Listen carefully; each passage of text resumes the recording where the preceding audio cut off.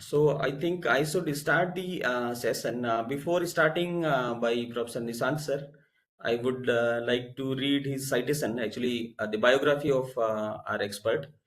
So Professor Nishant is there is assistant professor at IIT Jodhpur, and in electrical engineering department he is the PI, principal in charge of the energy management and microgrid laboratory there. Before joining IIT Jodhpur, he was a postdoctoral research fellow at NUS Singapore in the Department of Electrical and Computer Engineering.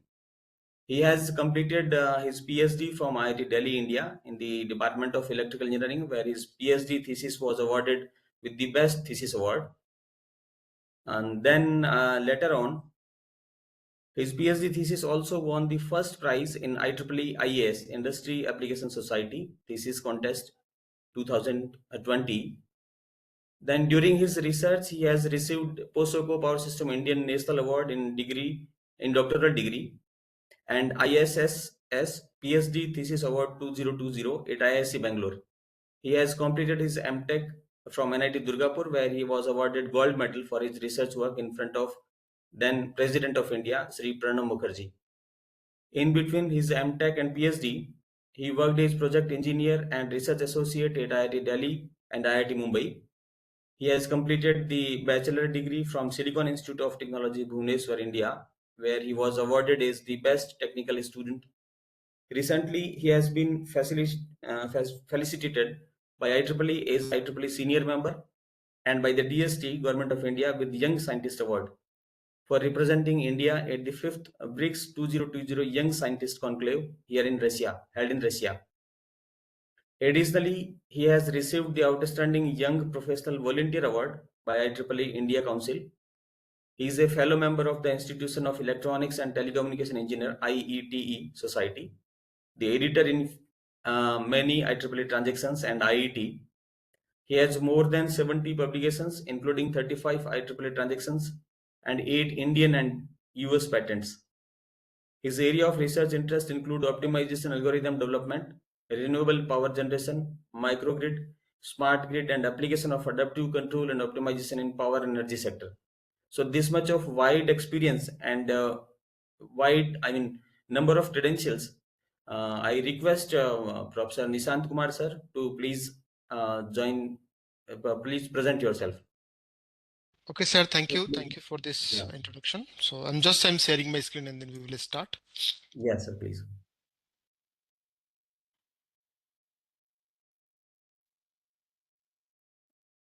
So I think I should stop sharing once.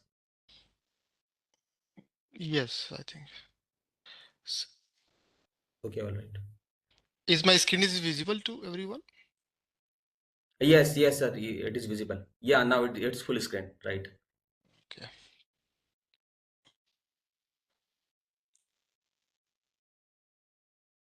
Okay, so So before starting your session, sir, I wish to inform you that we are having around 180 participants here in this meeting, although around 100 have joined this session, and okay. almost all of the participants are from various fields, like they may be from computer science also, some electrical people are also there, electronics, mechanical. So this is kind of mix up of audience. So Yeah. please have the presentation accordingly. Thank Yes, you. sure. Please proceed. Okay. Thank you. Thank you for this information.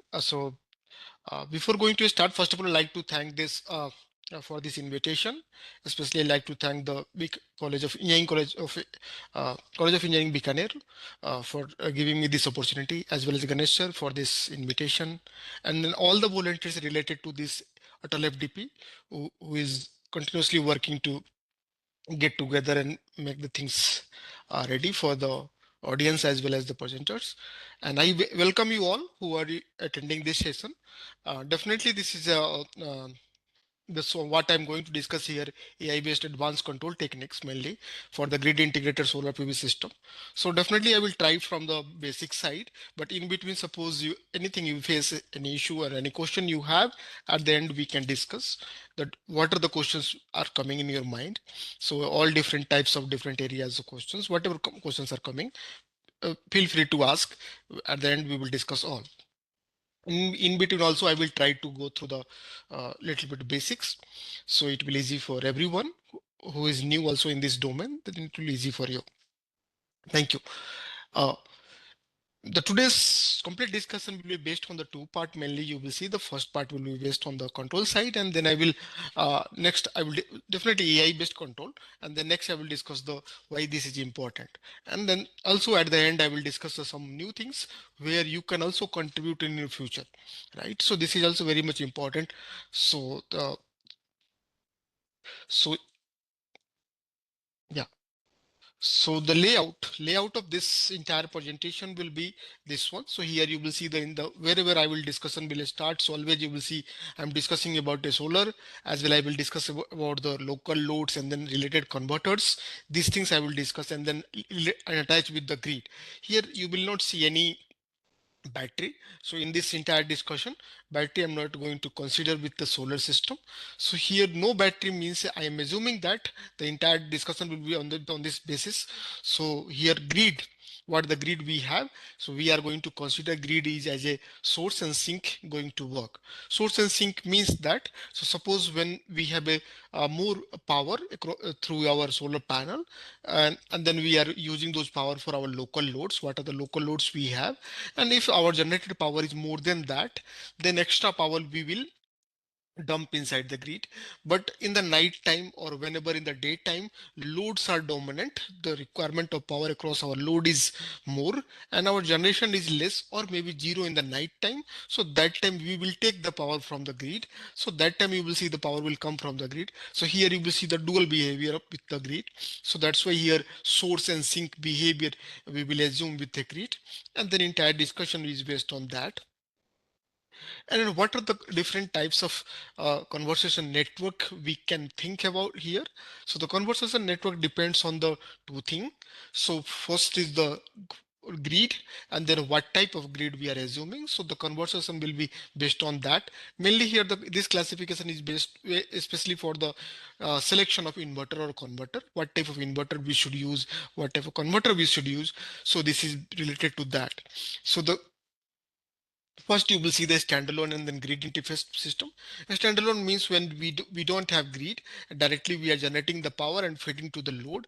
And a grid interface system means when we have a grid, right? Grid is available, and then we are going to do all these things with that. And then again, the grid side, we have a two-part you will see according to the electrical network of that. So the single phase and three phase. And then inside the three phase, again, you will see the two-part, three phase, three wire and three phase, four wire. Three phase, three wire means when we are considering the grid as a delta mode. And then three phase, four wire means once we have a neutral wire also. So the four wire you will see in the system. So according to that, why these phases or wiring is important, because whenever you are going to purchase an inverter, what type of inverter you should use. So you will select the inverter DC to AC converter according to this. If this is a single phase, it means you will see the two leg in the inverter, because the two wires are there. So that's why here you will see the two leg, means first leg is for the your live wire, another is for the neutral wire. Similarly, in the three phase, three wire means here the three converter leg will be there, and three phase four wire means four converter leg will be there. Another side you will see the stages. Also stages is very much important. The one, some places you will see the single stage, some places you will see the two stage. Two stage means two converter, single stage means single converter. And then here stage is meaning of stage is directly related to the conversion, DC to AC conversion system. So obviously the solar is a DC source, and what are the load we are using, these are the AC loads, and grid is also AC. So the single simple option is we should take the DC and convert into the AC and utilize according to that. This is called the single stage. But the problem is here, sometime not sometime, always you will see the what is the grid code, or I will say the grid convention. According to the grid convention, you know that the grid frequency should constant, grid phase should constant, as well as grid voltage should also constant. And AC side, suppose we are working on a three-phase system. Just I'm assuming this is a three-phase system, and then line voltage of the grid is suppose 420 or 415, whatever. If this is the AC side line voltage of the of a three-phase system. So in this case, if you want to going to use one DC to AC converter to generate this much of power to synchronize with grid, so in this case, if you will calculate how much DC power should be or DC voltage should be to match this voltage, because this is a constant thing. Even power is increasing, power is decreasing, solar radiance will change, whatever thing will happen, all the things will happen with current. Current will increase, current will decrease, current will change, going from grid, going towards grid, coming from the grid, so whatever, everything with the current, but the voltage should constant. So if this is the AC voltage requirement, RMS voltage requirement in the AC side, so how much voltage should be on the DC side? So you will see that if you will calculate it, it will come around 700 volt. 700 volt should be on the DC side. And you all know that the panel is always a low voltage system. On the low voltage system means even you are going to purchase a solar panel, that time you will see the 36 volt, 42, 48 volt, 72 volt, hardly 120 volt panel you will see. So like that way, so the panel, the voltage across the panel is always lower side. So it will depend on that. If you have a sufficient number of panel to attach in a series together to match the 700 and more than that voltage, then we can go for a single stage site. But suppose we have a rooftop arrangement and then we have a limited space on the roof, and then the area is limited, and then we are not capable to the attach multiple panel to match this required voltage. So in this case, suppose your voltage across panel is 500 volt, maybe 400 volt, and then you are going to operate with the grid integrated mode. So that time we cannot change the grid voltage. Grid voltage will be as usual. So that time you will see that we will use one DC-DC converter to boost the voltage of panel voltage, whatever panel voltage we have. So we will use one small converter, DC-DC converter, and target is to boost the voltage and match the required voltage to convert into AC. So that time you will see one small converter, extra converter. So that is called the two stage. Means whatever the DC voltage we have, we will lift the voltage and then we will convert into AC. So that's why those arrangement called the two stage. If then sufficient number of panel we have, then directly we can go with the single stage. So this arrangement you will see everywhere. The single phase system, maybe three phase or three phase four wire, whatever system we have. So according to the capability of the panel, the voltage rating of the panel, we will decide. So this should be boosted by using additional converter or not. Next is the inverter. What type of inverter we should select whenever we are going to use the panel and all. So the inverter selection side, we have again two options. One is called the string inverter side. Here you will see the all panel attached in series and parallel together, and then link with a one single inverter. So here you will see one inverter and all the panels are attached with a single series and parallel. Another is microinverter side. Here you will see a group of panel. This is a group of panel attached with one inverter. Next group of panel, not single panel, group of panel attached with one inverter, and like that way. So here you will see the multiple inverter, a small group you will form and then attach one inverters. So if you will compare on the basis of cost actually. So then on the basis of cost, always here whenever we are going to use the string inverter side means one inverter, so cost will be lower because here only one inverter we are going to use. This side cost will be on the higher side because here the multiple converters we are going to use. Even these converters, multiple converters, the rating of the converter will be lower and the single inverter converter rating will be on the higher side, but overall cost will be always higher on the number of converters we are going to increase. So the cost will be high in this microinverter side. Next is the power loss across our converter. So since here is one converter, so in one converter number of switches is limited. If number of switches are less, then power loss will also less here. But this side number of converters are more, right? So the number of switches is also more, number of switches are more, then switching losses across the converter is also high. So on the basis of cost, on the basis of loss, so always you will see string inverters are good. Micro inverters have these much of limitations. Then what next we can do? Next we can compare. Next thing is the reliability. Reliability means, suppose just assume that in because of any reason or because of any stress, one switch is not working in the converter, then what will happen? If one switch is not working in the inverter, it means in the string inverter, one switch is not working means what? Entire plant will shut down. So, but in this case, in the microinverter side, if one switch is not working means one group of panel will not utilize. For example, here suppose we have a four in converters, means four group, and one switch is not working, it means 25% of the system is not going to utilize. This 75% is going to work here. But this side, in the string inverter side, entire plant will shut down. So that's why here on the basis of reliability, if you will compare, then you will see the micro inverters are more reliable and with respect to the string inverters. So which type of arrangement we should select for what purpose? The answer is clear. So whenever we are thinking for commercial plants, right, such as PV park or maybe a commercial buildings, right, so that time we should go with a micro inverter side. So that side, that time we should select the microinverter arrangement. But whenever we are planning for rooftop solar panel or maybe a small set of solar panel we have, and then we are going to generate the power. So that time we should think about the string inverters. The small system, rooftop system, string inverter is good. But in the commercial level or medium range or high range, high power rating system, we should go with the microinverter side. And after the classifications of system, the next is the objectives, control objectives. So the what are the different control techniques we should utilize during the controlling. So mainly you again, as the system is in a two part, one side we have a DC, another side we have a AC system. So control is also classified on that basis. One side you will see the DC side, maximum power point tracking technique for the maximum power extraction from the panel.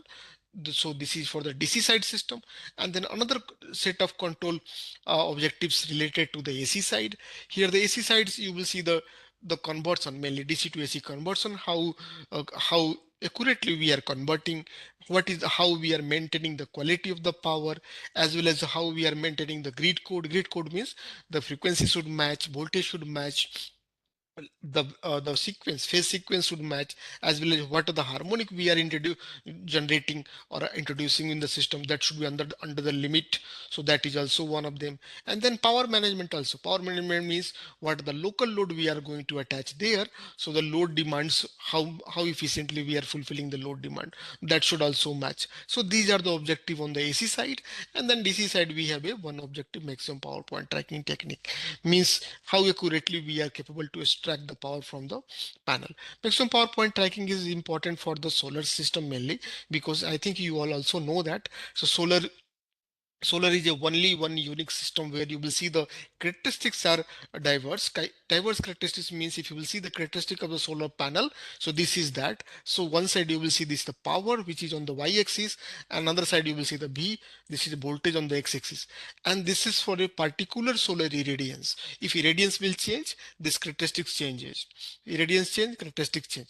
And then in this situation, suppose this is the condition. So in this condition, if you, here you will realize that operating voltage is very much important in this system. Suppose we are going to operate at this voltage, so what will happen? If this is the voltage, operating voltage, then is this much of power you are going to receive. And when what is the capability of the power maximum power is possibility is this one, this is this much we can extract from the panel. But since we are not operating at this voltage, so that's why we are going to operate on the lower voltage, right? So this time here, to according to the irradiance, when the pattern is going to change, when the characteristic is going to change, so operating point selection is very much important. Then only we can extract the maximum power from the panel. That's why this maximum power point tracking is important for the panel side, because already we all know that the efficiency of the solar panel is very less, which is around 20 or 21% on the commercial level whenever we are utilizing in the real life. And then And this 20-21% is when we are capable to extract maximum power. When we will operate at this point, then only this 21 or 22% power we can say that yes, we are operating at the maximum strength. If we are going to operate at lower voltage, suppose this side or maybe some other power point here, suppose you are operating, it means you are not operating at the 21%. That this time if we will calculate, then this will be go lower, maybe 15%, maybe or maybe 12% or something like that. That's why here this is very much important to extract the maximum possible power from the panel.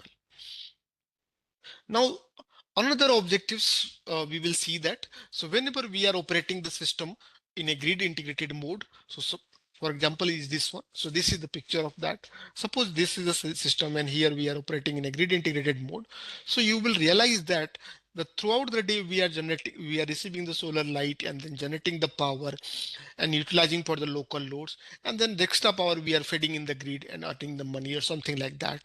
So here this type of arrangement is working, but working for what hour? So here you will see that this is for the 8 to 9 hour. This is only for 8 to 9 hour. Okay. But what about the other time? Means if you will start calculating from the evening 5 p.m. and going for the till morning 7 a.m. So if this is the time duration, then if you will calculate how much time is this one, so you will see that this is a 15 to 16 hour. And in this 15 to 16 hour, what is going to happen with the system? So simple answer is that so system will not utilize, and then all the required power will come from the grid, and simple we will use the grid power. Okay, saying this thing is very much important, but whenever we are saying these things, so we are not utilizing. So what are the components we are not utilizing? This is the actual network of the system actually, and in this network you will see the solar panel. What is the solar panel? This one is solar panel. Then you are utilizing one capacitor here, then one DC-DC converter. After that you will see one DC link capacitor on the DC bus, then DC to AC inverter, then interfacing inductors, and then ripple filter. We all are utilizing.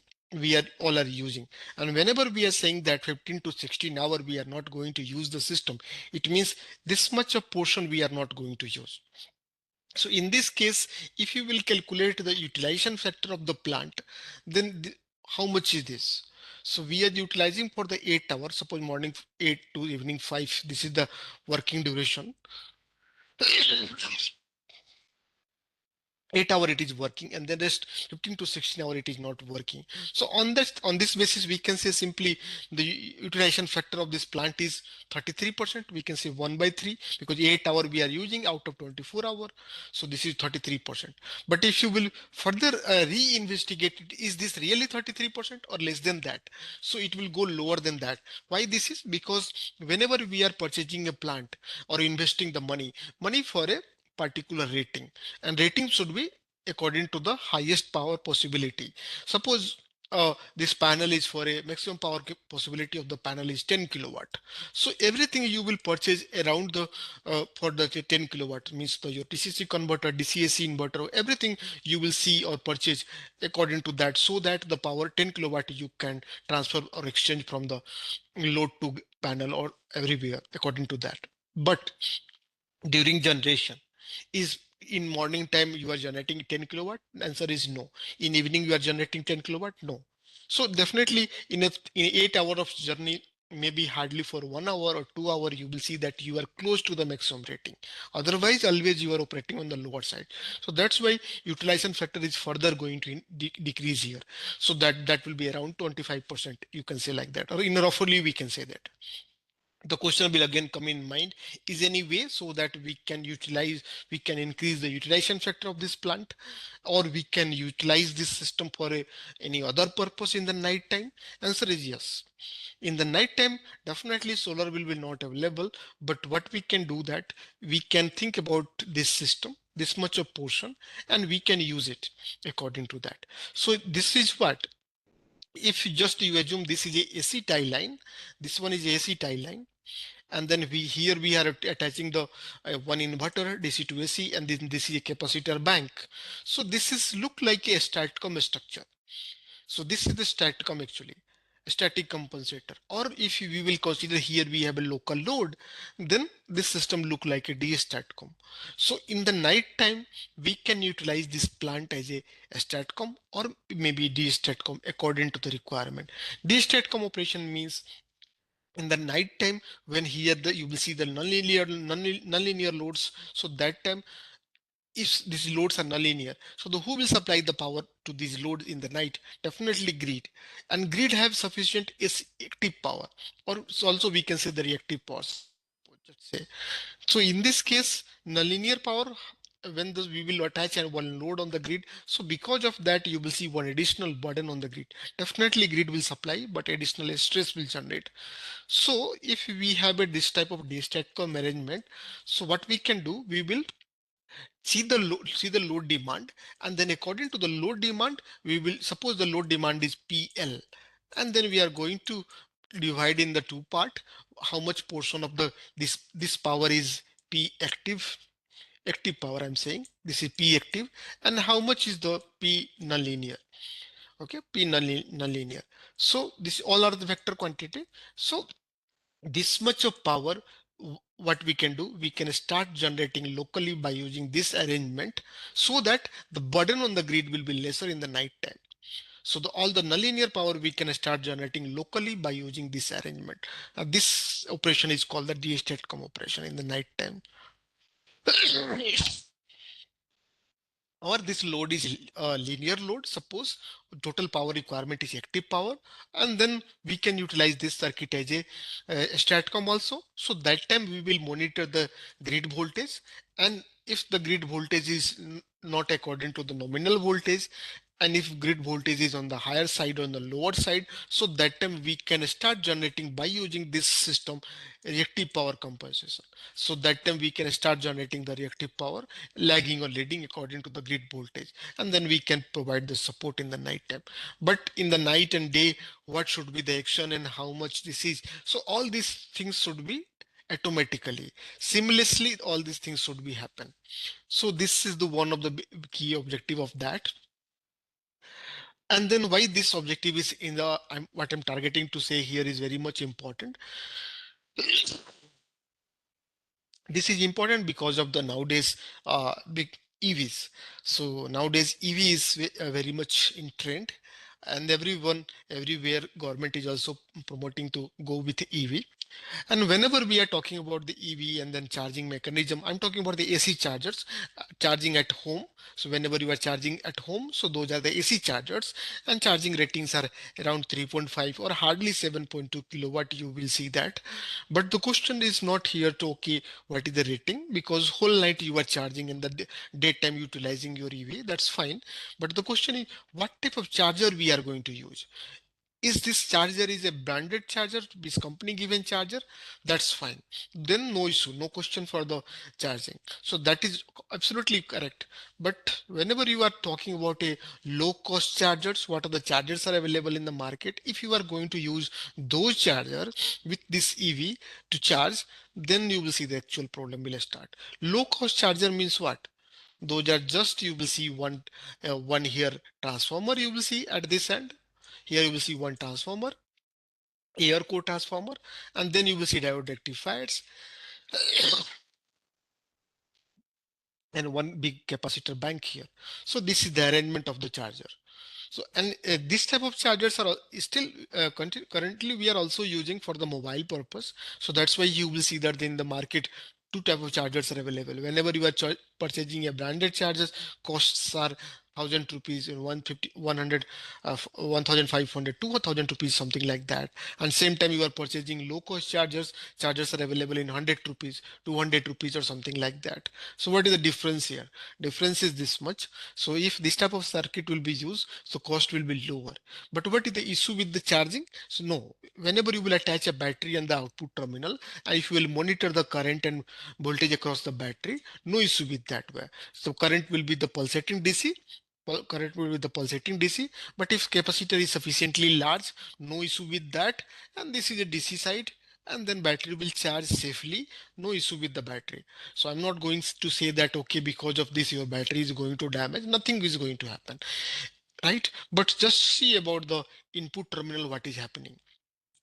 If at this input terminal power is coming from the grid, and if you are going to see the current waveform at this terminal, so this is the waveform of your current. See that because of this circuit, how much harmonics we are introducing in the grid.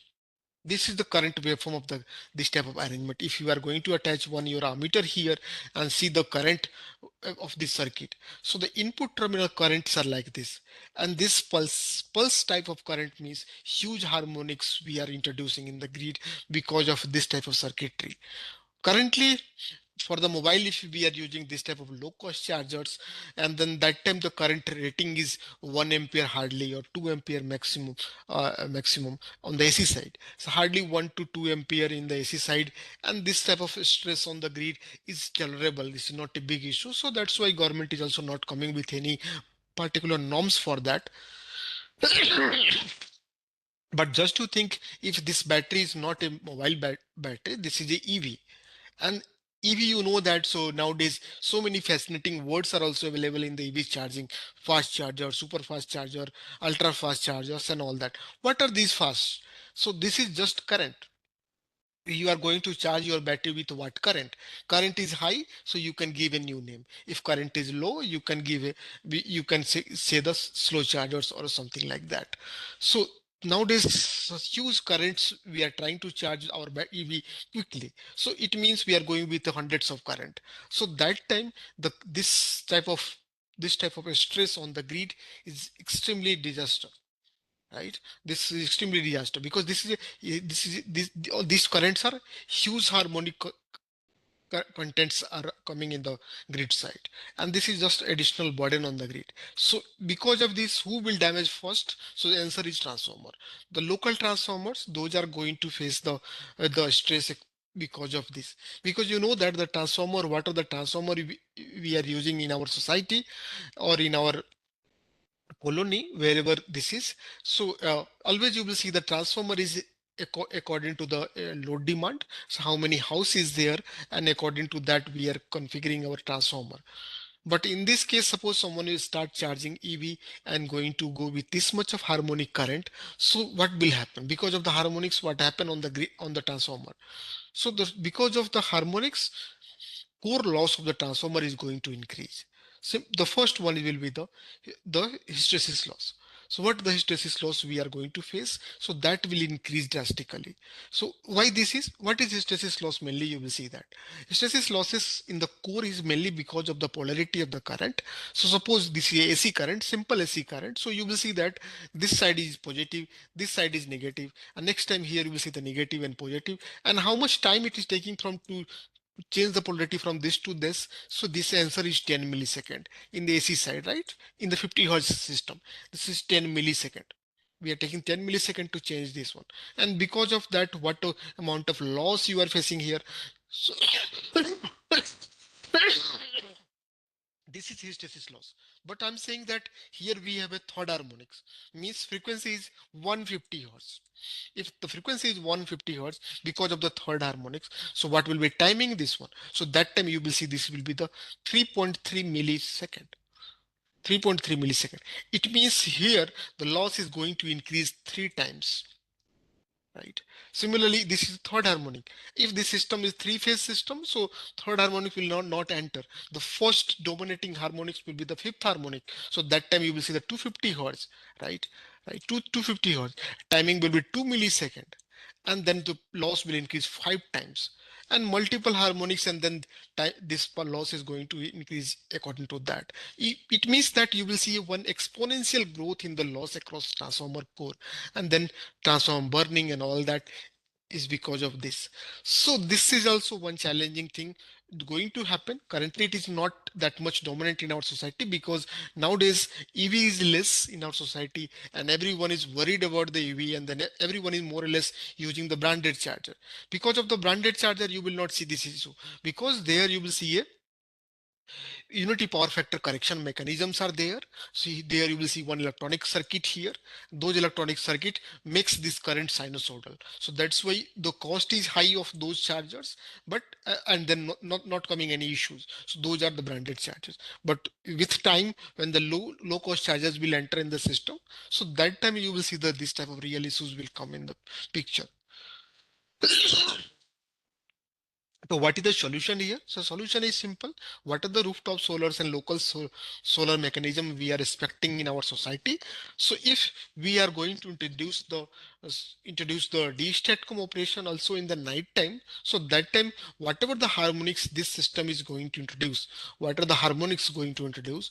So and if we are start fulfilling the harmonic demand at this junction through this converter side, so it will not go in a transformer side, so all will solve locally. So these type of things we can think about that, so that in future if anyone will do these things, then automatically in a society we will generate the harmonic current in a local domain and then fulfill the harmonic requirements, and then no, it will not transfer towards the grid. And our transformer, we can say what are the local transformer we have, like that way. So that's why here one advanced control technique is very much important to this. Now I'm set going for the control approach. What are the control approach we can use here? So the control approach is very simple, mainly this type of system. So in the control side, what are the control discuss I'm going to discuss? So I'm going to discuss at this point. This is the point. So this point is mainly called the common point. So and then entire discussion will be based on that. So why this common point is important? So at this point, one side you will see we have a grid, means this side you will see the grid. One side we have a load. So this side we have a load. Another side we have a solar. So all three are going to meet at this junction point. So that's why this is important. So at this point, what we can say that, okay, this is the junction point, means from one side, means this side, PV power is coming. So this is the PV power, right? PPV, we can say like that at this point. And at this point, one load is attached. So this is the junction point, actually, I'm saying. So the load is attached, the power is going across the load. So this is P load. And another side is grid. So this is P grid, we can say like that. And also solar is not attached at this point directly. So many converters, inverters are here, so many you will see the electronic circuits are here. So definitely some amount of power loss we are also going to face across these electronic circuits. And then power loss is also considered as a load, so we can say that the P loss load, we can say like that. So just this is also power going somewhere, so I'm saying that P loss load, something like that. So all these things you will see here at this junction. So this is power. And then another unique point of this junction is at the right side of this junction, you will see the grid. And you all know that the grid, whatever the grid is here, so grid voltage should constant. Whatever power is increasing, power is decreasing, or whatever power we are going to exchange, power is going or coming, whatever, but the voltage should constant. If voltage should constant on the grid, it means that the voltage at this junction should constant. If voltage is constant, then what we can do, all the power we can divide to the voltage magnitude. So what is the voltage magnitude of the grid? So we can start dividing all this voltage power with the voltage magnitude. So we can divide like that, same thing everywhere. So this is that. So one side power is coming PV power, another side we have a load power, and this is the loss power. Another side we have a grid power. But always you will see this vector is inwards, means coming. This is outwards going. This is also going. But this side, grid side, we have made a bidirectional nature. It means that power will come or go inside the grid. It will depend on the demand. So how much power we are generating, how much is the load demand, how much is the loss, and at this basis we will decide after fulfilling the load demand. Load is the first prime objective of our system. So after fulfilling the load demand, if we have extra power, then power will go inside the grid. Or if the this power, generated power, is not sufficient, for example in the night time, so this is not sufficient, so that time power will come from the grid. So that's why here grid side we have given a bidirectional nature of arrow. Okay, all are power as I told, and this is a common point where the grid is attached, so the voltage is constant. So we are going to divide all those power by using the voltage magnitude. So if everything will divide to the voltage magnitude, so the grid power become grid current. So this is the grid current. The load power divided by grid voltage magnitude means that this is load current. This is the loss current, or we can loss equivalent circuit current, we can say like that. And then this side is we cannot say this is the PV power, PV current, sorry, because PV current is a DC current, and DC power we are dividing to the AC voltage magnitude. So that's why here they're using the word equivalent current component of PV power, because this is AC equivalent of DC current PV. So that's why this is equivalent word is used here like that way. And then finally we can write the equation. What is the equation? The PV current, because this is the PV current, what are the current is coming, equivalent current is this one, minus loss across the circuit, and this is the load. After that we will decide power will go inside the grid or come from the grid, something like that. So this is the basics of the any control. What are the controls are available in the market? So if you will go for the literature survey, you will see the hundreds of control techniques are already available for this type of task. But yes, additional things what we are talking in the night time, it should work according to that, and then also generate the reactive and and the nonlinear power efficiently in the night. So those may be extra, but otherwise in the daytime in the solar system, so these type of control techniques are already available. What is the major drawback here in the each control technique what we are trying to solve here? Actually, though we are talking about the AC system, and AC system have one bigger problem is that, so at every instant current is changing or voltage is changing. So this is the signal suppose, and then here you will realize that, so we are calculating anything at this point, suppose we are estimating, calculating everything, all the calculations we are doing at this point, also planning a active action for the next moment. But when we are going for the next moment, so that time moment is this one. So means you are calculating somewhere and then we are going to take the action. So that time moment will be different. So pattern will be different. And definitely you will face some error, because in the AC circuit at every moment, the pattern is changing. So you are calculating and taking the action, always you will see some delay, right? And this delay is one step, or maybe in some cases when the control is too lengthy, so this is two step delay, much more step delay, error will be on a very significantly higher. So otherwise one step delay is fixed, so always at least one step delay you will face. To overcome this, what we can think, what we can do that. So to overcome this, here one a noble control technique what I'm showing here. So this is ANOVA kernel stochastic gradient descent. This is a new control technique you will see. And then the basic philosophy of the new control is based on the two layers. The first layer is very similar like others. So okay, we will see the performance and then see the error, and then accordingly we will update just like adaptive controller. And but side by side, what we are doing in this control technique, we will also monitor the pattern of errors. Monitor the pattern of error, and on that basis we will try to estimate the error what we are going to face in the next step.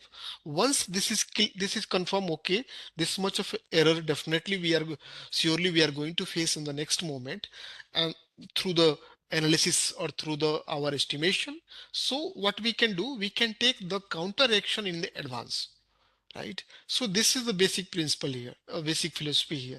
So we will not only see the what we can do or what is the requirement on the next moment, that is definitely one prime objective, but side by side we are also predicting the error, and on the basis of that we are trying to reconfigure our control for the next moment, like that way. So this is the basics of that. So that's why, and this control technique, what the control technique is, this is belongs to a neural network family. And so, but again, whenever the words comes, okay, this is neural network family, it means required data for training or something like that. No, answer is very clear. No, you are not required a data set to train everything, train or something. It's because this is belongs to the neural network, but this is single layer neuronal structure. So this is, since this is single layer neural structure, so not require data set for the training purpose. So definitely internal calculations will sufficient to handle all that error. So yes, when t equal to 0, the system will start. So few seconds you will see the errors will become. But after that, once the set of error we have, then system will start generating the prediction correlation between the all these errors, and then settle down on a certain point. So this is the basic behavior of this controller. So that's why not require any training. Even this is belongs to a AI technique. So that's why on that basis we can say that yes, this control we can use everywhere, without thinking about the geographical location or the rating of the plant, whatever is that, simply we can utilize this one there. So loop of the control is looks like this. Here you will see the what the input current means, the what the currents are coming. So and then on that basis we will, just like adaptive controller, we are predicting how much nonlinearity is required, how much active power is required or reactive power is required. And accordingly we are generating the reference current. So those are here. But once the event is over, we will see the error, and after that we will also monitor the error, and then we will readjust the weight, and then we will retune the adaptive controller. So this is like that. So this is things happening. So this is the structure of this ANOVA kernel stochastic gradient. So this is a single layer of neurons. So always you will see the calculations. So on the basis of calculations, we are going to calculate the weight. We are see the variance, we auto correlation factor, and then high definitions layering also. So all these things we will calculate, and after the calculations, we will update something like that. You will see in each stage what we are going to do here. So the calculation is very simple, just like a error prediction side. So the first layer of calculations, you will see the what is the load and what is the we are predicted number. On that basis, we are predicting the error. Once you are predicting the error, then you are going to readjust this by using the weight factor. So the weight calculations, during the weight calculations, it will require the ANOVA kernel. So this is the ANOVA kernel trick. So to replace this, so this is the ANOVA kernel test. This is 1 plus K. This is the ANOVA kernel function, actually Ka. So this is high definition matching function. So this one is this one here. So on that places we can write that, and then all these calculations require some additional constants. For example, this is mu. So this is adaptive design parameter. So we can calculate the mu by using this equation. And then in this adaptive parameter, you will see the two factor. Another is the auto correlation, which generate the relationship between the system. So between the two errors actually, or set of error, you can say like that. So those auto correlation factor we can generate by using this equation, something like that. So here only you will see the calculation. So down, and always start from the downside, go from here to here. So first autocorrelation, then adaptive design parameter, then high definition mapping, then ANOVA kernel calculation, then weight factor. And once weight is in your head, then predicted error you can calculate like that. So this is bottom to down, down to bottom approach. So down to top approach, we can say like that. And in these calculations, you will realize that one another constant is also here, which is omega. This is a small number omega, and this is the learning rate of that. And the tuning of this omega is very much important, right? So how we will tune? So I will discuss those things also. But yeah, similar set of equations you will use for the phase B. Suppose this is a three-phase system, same set of equation, but just this is a B. The B factor is always similar. C for the phase C, same set of equations we can use, nothing else. Nothing is going to change for phase to phase. Same set of equation we can use. So how we will implement the two options we have, we can write the code and then easily generate the numbers and then feed together and generate the estimated error what we want to estimate, or we can go with the block diagram one. So just to go with the block diagram, and then no need to write the code, just this block calculation is sufficient for to fulfill the requirement. So like that way. So this is the block diagram, the mode of all. Coming on the those parameter, what the parameter is here means learning rate parameter and how we will tune that. So again, back to the same. So this is the error equation. So this is the error equations what we are estimating predicted error phi AP. So rewrite the same equation. What are the equations we have used? So you will see the weight factor equation. This is zeta p, and then this is that. In the previous set of equation, I had not written this is separate, and on this places we can write this one, right? And at this place we can write this one actually, something like that. So now we are writing all together, replace all the things, write all together. What are the factors are these? So it will look like a complex equation. To reduce the complexity, we can assume, okay, this is this and this much is this. What is this? Phi dash and nu dash, just I'm giving. So rewrite the same equations. If you will rewrite the same equation and reshuffle left and right, then finally you will see that equation is looking like a state equations. If the equation is looking like a state equation, so you can see that zeta n plus 1, this is zeta n, and then this is the function of u. So that's why this is looking like a state equation, x dot equal to ax plus bu or something like that. So here a matrix is this one. It means this is a state transition matrix. Once a state transition matrix is in your hand, then we can apply the stability criteria, eigenvalue stability criteria. So we can check this eigenvalues, then we can go with the diagonal elements of the eigenvector, and then add all together, and addition should be less than 1 for the stability purpose. So like this way, this concept, if you will start using, so easily we can regenerate a relationship for the omega, and what should be the omega value to fulfill this eigenvalue stability requirement. So we can go for that one. So, but after shuffling all that, you will see that this is the final equations you will generate. So from the eigenvalue state transition matrix, but still here you will see this is a highly nonlinear relationship you are going to get, because one omega is here, another omega is here. How you will get the exact value of omega? No, answer is, don't go with for the exact value of omega. So simple suggestion is, just what are the omega value we are getting, right? The first omega value to satisfy this relationship, take that one, because don't try to tune it very accurately, because whatever the omega you will get which is satisfying this relationship, that is sufficient for your operation. If you will investigate further, okay, go with a smaller value of omega to satisfy this relationship, or bigger value to satisfy the relationship, the improvement in the results is less than 0.1%. So that's why that is not a significant number. So don't worry about that. So what are the omega you are getting to satisfy this relationship, we can use it directly for the system side. To test the system, we can check the different types of harmonic component. So this is tested for the distorted grid voltage condition. So this is like that. So load current mainly. So you can see here. So in the picture, so how this harmonic current is that, and then we have extracted the fundamental component, how accurately we are capable to extract that one. So this is also a harmonic current, and then we have extracted that one. Okay, this is for the signal basis calculations, but we will come on the actual system. Actual system is this one. So then the things will clear more. So in the actual system, now we are going to utilize this control. What the control I was talking. So those control will be here actually. This is the system. In this system we are going to implement this. So this is our solar system directly attached with a DC to AC inverter. So this is one single stage only, you can say like that.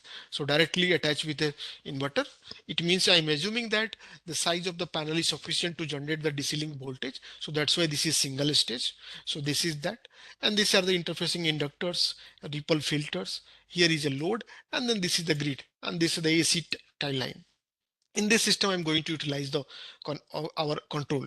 So in the control side, you will see the again here, since we don't have any DC-DC converter, so all the objective will be fulfilled by using a single inverter, single control. So what are the set of objectives we can think here? So again, start from the DC side, maximum power extraction. This objective again fulfilled by the same DC to AC inverter, and then power conversion DC to AC, fulfilling the grid code for the synchronization, means matching the sequence, phase, frequency, voltage, all these things. Then the improvement of power quality, means harmonic should be maintained. Another is the de-statecom operation in the night time when the solar radiance is zero. So that time how it should be act. And then power management means when the load is changing, load is varying, so that time how the power is going to suffer. So means the whenever the load demand is decreasing, then the power feeding inside the grid should increase or something like that, with maintain the power quality. So all that power management should also happen. So in this control sides, though, since this control, what the control I'm going to implement, so basics of this control is based on the unit template vector. So you can see this. So generating a unit template, because in this control we are not using the PLL. So PLL for the synchronization. So we are not using PLL. Simply we are taking the grid voltage. What are the grid voltages are those, and then dividing to the grid voltage magnitude and generating a unit template. So these are the unit templates. And then by using this template, we will try to synchronize with the grid, because we are taking the grid voltage. It means we are assuming that the voltage is already following the grid frequency, voltage is already following the grid sequence. So no need to further reinvestigate or estimate those things. Simple follow the grid voltage path or pattern. Easily we will synchronize with the grid with the exact value of frequency and then sequence. So that's why this is.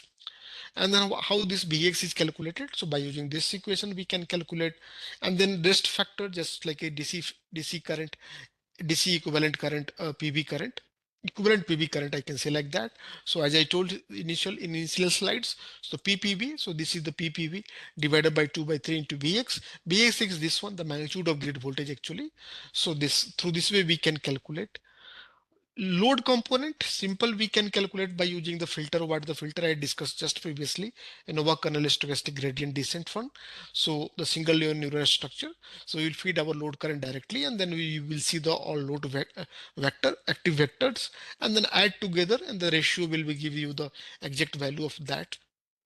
This is the net active load component. And if you want to see the nonlinear component, what is that? This minus load. So what are the load current we have? Just subtract from this, we will get that one, the nonlinear component, because this is the only active component of the load side. So this will come from the grid, rest will be generated locally. So that's why this is important. And then for the loss component, we are using the 1 pi. So here 1 pi controller will require to generate that one. So here you will see the VDC ref minus VDC. So DC link voltage, what it should be, and what is the current DC voltage. So on that basis, we are generating one error, an error giving to the PI controller. So this is, you will see the KP, and this is the KI, and simple, by using a basic tuning, we can go for that. So again, one thing will come in your mind whenever you will simulate or maybe try to implement. Tuning is again issue. So I will suggest that don't try to tune KP and KI together in for this system mainly, I will say. So that time what you can do, take the KI 0, start from with KP, take the value, this one KP, start from this side, make the KI 0, and then go with KP, sorry, take a small value and then try to increase slowly, and then see once the your everything is set means quality is under the 5%, harmonics is under the control, solar is already matching the your required voltage, and everything is almost set, then you go for the KI, because the impact of KI is only for, you can say, the accuracy or maybe the quality. So okay, so otherwise, if even if you will take the KI is 0, KP will sufficient to run your system. So remember for this type of system. So that's why you will not face any additional tuning issue. Otherwise you will try to tune both together, adjust together, then you cannot say so what is going to happen and what should be the actual value of that. So fix one and then change other one, and once everything is set, system is running, then start KI tuning, take a small value and slowly increase, and then see the quality, how the things are changing. After all, we can go with the same basic calculations, initial set of calculations. So this is the loss and load minus IDPV, and then we will generate the this reference current magnitude, and then multiply with unit vector. You will see the, this is generated grid current references, and this grid current reference compare with the actual grid current, see the error, and give those error to the hysteresis controller or maybe PWM controller to generate the pulse for your inverter. So this is the basics operation. Okay, but one confusing terminology you will see here in the initial slide, I had written IDPV minus all the term I had written, but here I have written just reverse of that. Why this is? Because of the grid convention. If you will focus on the grid side, then you will realize that grid voltage and grid current, right? the behavior of this voltage and current, if you will try to realize whenever you are taking the power from the grid or you are feeding inside the grid. On that basis, all this will clear. Whenever you are taking power from the grid, so that time you will see that your grid voltage and grid current both are more or less in same phase. But whenever you are going to feed the power inside the grid, so that time you will realize that both are almost out of phase. So like that way. So out of phase means just multiply with -1 and easily you can say what are the current you are going to feed. So that's why here with respect to the grid voltage magnitude,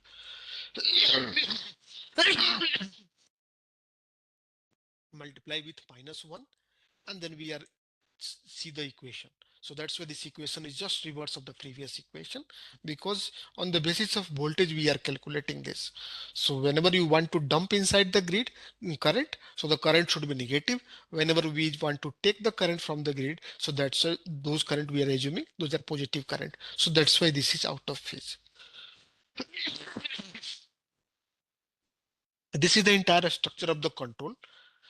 This is the complete structure of the control side. So here you will see these are the neural network structure. So what the PV current coming, going to the MPPT controller, generating the VDC ref, comparing with the actual VDC, see the error, give to the PI, generate the beta DC. Another is the grid voltages for the unit ampere generations. And then here you will see the unit ampere generated and then generating the magnitude of that. Then, then we are calculating the IDF ref. Next is the load current. All the load current we are giving to the set of equations. What are the set of equations I had discussed? And then you will generate the load weight, or we can say the active load current component. And then finally, we are calculating the grid current references. These are those references. Reference compare with the actual one, see the error, and give to the hysteresis controller or maybe PWM controller you can use for the pulse generation. So this is the basics of the control, and this control will work day, night, whatever the situation will happen. Automatically, it will readjust the things, and then performance will be on according to your expectation. For the verification purpose, we have tested all these things on the experimental setup. So this is the experimental setup. Here you will see the grid emulator. These are the inverters, and then the actual grid is used. So this is the grid point, means directly plug point, right? And then the converter is, sorry, controller is here, converter is this side, and the loads are attached. Okay, so the load is somewhere here. So in the first test conditions, the test is testing under the unbalanced linear load condition. So just assuming that system is running. So this is the load current actually. This is VSC current. This is a grid current. And this the first one is the load current. And assumption is during the running condition, suddenly one phase of load is gone. So if one phase of load is gone, then what happened? Obviously the power consumption across the load will decrease, so the power feeding inside the grid should increase. So you can check here in the green one. So with respect to this, current is increased. It means that whenever this type of disturbance is happening, automatically power management is fulfilling. And since this is a linear load, so no issue with the harmonics, everything is fine. Grid current TSD, and then grid current TSD is 1.5 and load current TSD is also fine, 1.3. So everything is fine. But think about the nonlinear load condition when the load is highly nonlinear. So green one. So green load is highly nonlinear means the TSD of the load is 27.3%. This is the harmonics of the load. And in this case, at a certain point, load is going to disconnect. At this point, load is going to disconnect. Once the load will disconnect, so what will happen? Definitely the current, what the current we are feeding in the grid, so that will increase. So here you will see the higher current across the grid because of the load disconnection, one phase of load disconnection. Rest two is still working. So you can check here, phase B is still here. Okay, load, and then one unique thing you will see that here the load current is highly nonlinear, grid current is sinusoidal. So what type of current we are generating by using the inverter? So through the inverter we are generating this load current which is highly nonlinear, and this extra is pure sinusoidal current. So the generated current is the combination of both. So that's why here this is the current, this is the inverter current, which is combination of both. So if you will check the harmonics of this, so this will come 14.7% because this is the combination of both the linear load and the linear so sinusoidal grid current. This is, so this is combination of both. So this is like that. This is the because of that. Another, say, you will see the grid voltage fluctuation condition. Grid voltage fluctuation means we are assuming that over voltage and under voltage condition. When the voltage is increasing, so this is the over voltage condition, and this is under voltage conditions, the voltage is decreasing. Then how things are happening? Since power is constant, radiance is constant, so that's why here the even voltage is increasing. Current will decrease because power is balanced, power should constant. So that's why this is, you will see the voltage is even increasing, the current is decreasing here, grid current magnitude decreasing. When the grid voltage is decreasing, then current will increase, something like that, because of the balance power. So you will see like that. And then harmonic side, in the normal condition, so this is 2% harmonics, you will see that. But whenever we are going in the under voltage, sorry, over voltage condition, this side, you will see the your harmonics is also increasing, and under voltage side, you will see the grid current harmonics is decreasing. So it is decreasing and increasing. It does not mean that because of the over voltage or under voltage harmonic contents are going to increase. It is not like that. It is because of the calculations. So if you will focus on the calculations of the TSD, then you will realize that TSD calculation is what? You are calculating the TSD simply like a uh, root under summation of all the harmonics. So starting from the suppose 3 to infinity, I'm writing like that. So all the harmonic content, right? S square divided by I fundamental. I fundamental means 50 hertz and multiply with 100, right? So this is the your calculation 100. So in this case, you will realize that, so when the voltage is over voltage condition, current is decreasing. Current is decreasing means your fundamental component is going to decrease significantly, means your denominator is going to decrease significantly here. Denominator will decrease, then automatically the overall calculations will increase. So that's why this is increasing in the over voltage condition. In the under voltage condition, the grid current is increasing. So you will see that the grid current increasing means fundamental component is going to increase significantly, and then your denominator is going to increase significantly. Once it will increase, automatically ratio will decrease. So that's why here this is lower. So that's why here under voltage condition and over voltage condition, so the harmonics content is increasing. It is not like that. So bus just calculation, because of this type of calculation, this number is changing. Otherwise harmonic contents, if I will say the ratio of each harmonics or percentage of each harmonics are more or less constant. And similarly, things you will see across the in the irradiance change condition, how when the irradiance is changing, varying, then how the things are happening. So different irradiance, different patterns you will see. But the good thing is the how accurately we are estimating or we are tracking. So you can see like that. So this is 99% plus. So this is the MPPT efficiency. This is not panel efficiency. Panel efficiency is 20%, 21%. But the question is how much accurately of that 20% you are capable to extract. So this is that means 95 or 98 or 99, whatever you are saying. This is the with respect to 20. If that is 20, so you are extracting 20 to 20, then you can say you are 100%, something like that. But most important is the day to night mode of operation. When the night happens, then how system is changing the mode from one to another, and then readjusting the requirement according to that.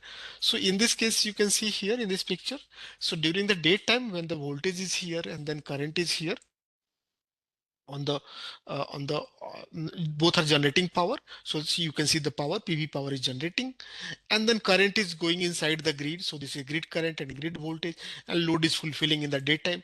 But in the night time, when the grid current is, sorry, PV current is zero, it is not working.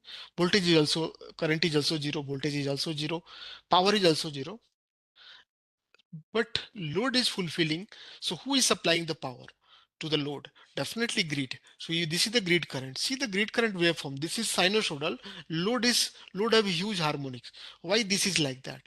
Because our controller is generating the harmonics. What are the harmonics required here across our load? So all are generating locally by our dstatcom. So only active component is coming from this side. So you can say that this harmonic plus this active what coming, both are together fulfilling the load demand. So that's why this is the beauty of this controller. When the in the night time, even the load is harmonics, no stress on the grid. And you can check that one also. So in the night time, power is coming from the grid or going inside the grid. What I'm saying, both are matching or not, we can check that one. So as I told, in the daytime, when the power is going inside the grid, so that time voltage and current should be out of phase. So you can check here. So you can check here the phase relationship between the voltage and current in the grid voltage and grid current. Since in the daytime power we are generating, power feeding, so both are out of phase. Also you can check here, both are out of phase. So the current is on the lower point, then the voltage is upper point. So both are out of phase, feeding inside the grid. But in the night time, check here. Night time, Nishant sir, am I yes, audible? yes, sir. Yes, sir. Actually, anyway, we can wind it up early also, because I think perhaps you have some cold and cough. So maybe you can wind up within some few minutes. Yeah, yes, definitely 5 to 10 minutes. I will Actually, I see. think you are not feeling well because you are having some cough and cold like that. There No, is no no. problem. Yeah, yeah, definitely we can shut down Yeah. quickly. Okay. Okay, so yeah, in the night time also you can check here. So both are in the both are in the outer phase. Sorry, same phase in the night time. So both are on the lower. Suppose this is lower point, then this is also the lower point. This is lower, then this is lower.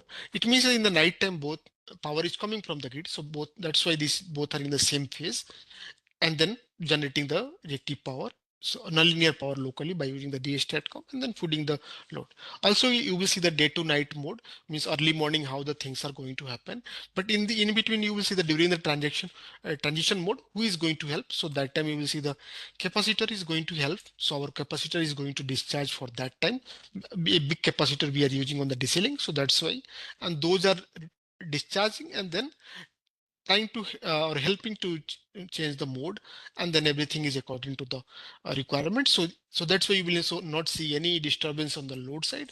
Load throughout the time it is fulfilling. Harmonic spectrum of the dstatcom in the night time, if you will see that harmonic analysis, since in the night time only we are generating the nonlinear current through our inverter. So that's why here you will see the harmonic current is 94.7% because purely harmonics we are generating in the night. So this is the waveform of those nonlinear currents. So like that way, and grid current is as usual. Grid have huge harmonics. So this is the grid current. Sorry, it's load current. Sorry, and grid current is sinusoidal. So this is about 3.1%. So this is grid current is sinusoidal. Although in the night time, huge harmonics we are supplying to the load. And the last test condition is the grid voltage unbalanced condition, when the you will see the grid voltage have different magnitude, unbalanced voltage. So the yellow one have the highest one, and then middle you will see the blue one and the red one. So this is a very critical condition. In these conditions, what we should do, so it will depend on the your limitations of the plant. So ideally, if the plant is capable to generate reactive power, sufficient reactive power to handle this type of condition, so it should generate the reactive power and feed inside the grid to help the grid to mitigate this voltage unbalance. So across the higher voltage lagging reactive power, lower voltage leading reactive power, or something feed like that, and then match the voltage according to the nominal voltage. But if the system is a plant is not capable to generate huge reactive power according to the system requirement, so that time what we can do, that time at least what the current we are going to feed, that current should balance at least. So okay, even what is the problem here, we are not going to improve the problem or going to increase the problem. Here, what the current we are feeding, that should be at least balanced. That should be actually the nominal. So even this much we are doing, then also we consider as a healthy operation. So since in in the lab test conditions, we have considered the actual grid. So in the actual grid condition required megawatt range of reactive MVR range of reactive power to mitigate those things. And those MVR range of reactive power we cannot generate by using a 10 kilowatt 10 kilowatt inverter. So that's why we are only feeding the balanced current. So you can check here, even the grid is unbalanced. 26% is the unbalance in the grid voltage, but grid currents are balanced, which is good in 0.86%. So this is the operation of that. So this much is the control objective side. One last 2 minutes I will take to tell one thing to you. So even if you were planning to do something in this domain, so definitely you can also further think about that. So how you can improve the overall performance of that. But side by side, one additional thing I will say that what you can do, in general, you will realize that what is happening in the grid side, always you will see the basic principle of the grid is what generation we have and how much load we are fulfilling. Both the should be equal. Otherwise, the mismatch between the generation and load is going to generate your voltage ripples mainly in the system. So here generation means all plant and load means all load plus all line losses, all different types of loss in the system. So all will consider as a load, and then all generation means every type of generations we can consider as a generator. Ideally it should zero, but if not zero, then it will directly going to impact our frequency fluctuation directly related to that. So this sort of things is happening and our system is working according to that. But just think here the P, whenever we are saying the P generation, I'm just assuming generation is two part. This is just assumption. So one side we have all thermal power plants and all have solar power plant. Just assume like that. Or maybe you can think not solar, you can calculate the wind also, all wind power plants. Consider like that. And then whenever this power is suppose decreasing, suppose just assume that this renewable power generation is decreasing and load is constant. So at that moment, this power should increase to match the demand. But you will see that this is happening. Answer is yes, this is happening. Who is doing these things? Because this is decreasing means yes, our converter will decrease the power. Why this is decreasing? Maybe it's because of the solar irradiance, maybe because of the wind speed if this is a wind power. And who is increasing this? We have a AGC, automatic governor controller in our thermal power plants. Those whenever those will sense the frequency is decreasing, immediately it will try to improve the power generate the increase the power generation to match all that. But the question is, what is the rate here? Converter is operating at what rate? Here the converter is operating at kilohertz. Within a second, 1,000 times you are triggering your inverter. So with a high rate, you can increase or decrease the power by using our renewables, whatever the renewable sources we have, solar or wind. And then with that rate, we are increasing. But on the thermal power plant, these are the high inertial system. When here your AGC will give a command to the valve will open or valve will concise, steam will decrease on the turbine, then the speed will slightly reduce, and then your generation will decrease. So it will take a certain time. And then because of this ramp mismatch, always you will see some fluctuation on the grid. So that's why you will see always our grid frequency consists of multiple spikes. These spikes are because of that. And what is the ramp rate of our AGCs? So this is 10% per minute. It means suppose this plant size is 100 megawatt. So in a 1 minute maximum, you can say 10 megawatt, you can increase or decrease. Even if you will go in the second, you will see that it will come in a kilowatt. Kilowatt required some certain second to change it. But this time by in the inverter side, here much more within a fraction of second, we are feeding huge kilowatt range of power. So with this mismatch temporarily generates the spikes in the frequency, not permanently. So what we can think about here? So what we can do here? The answer is we can think about a small battery. we can plan about this small battery? Answer is, whenever we will see that the power is increasing or decreasing across our generation, so we will check the ramp of the system.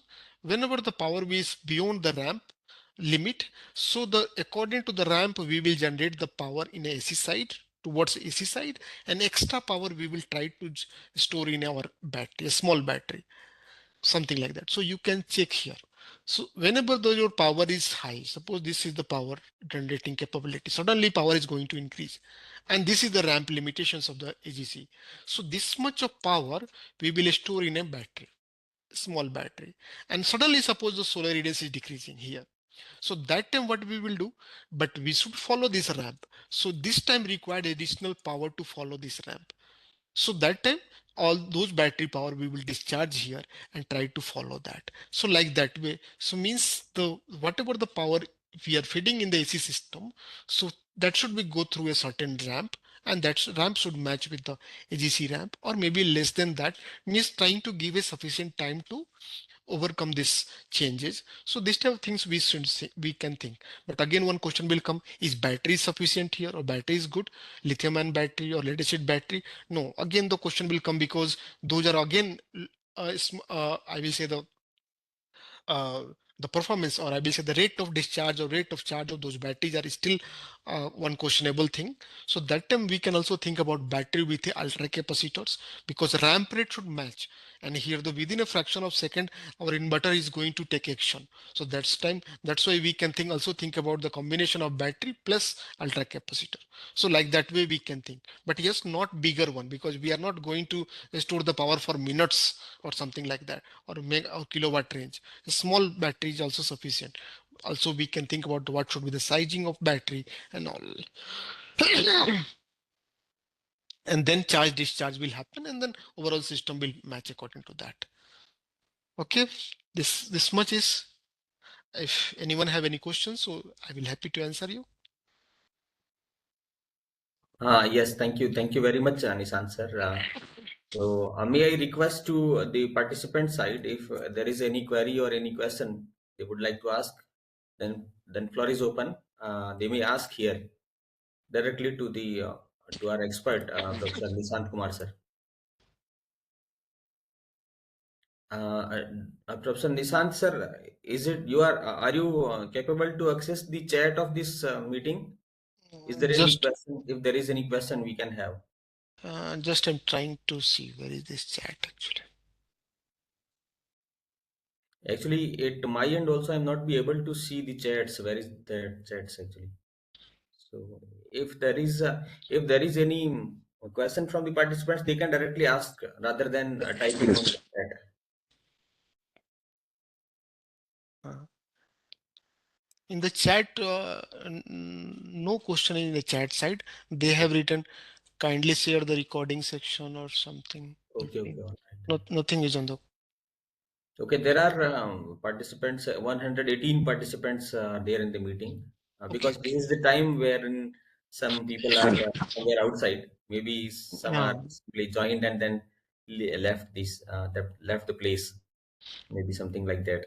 Okay. Anyway, we can share the slides if required, and then if anyone is implementing this thing in future, then if Yeah. you are facing any questions, that time you can write a mail to me. Yes, yes, I will exactly. happy to answer them.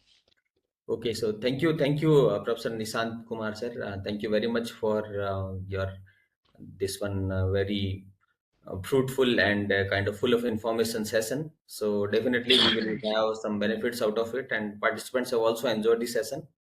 So once again, I am very much thankful to you. We will connect further for So any other event also, and rest of the things like documents and all, I'll contact you further. sure, sir. Thank you. So Thank you for thank this. you once again. Thank you Thank very you, sir. much. You may Thank you, please sir. go now. Thank you very much. Okay. Thank you.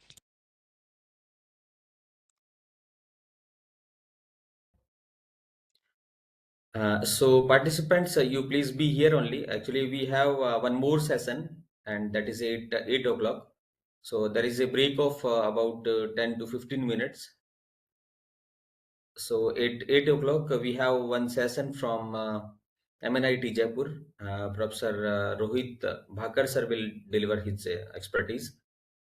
So you should be here only. So there is a break of about 10 minutes. Meeting you soon within 10 minutes only. Thank you very much.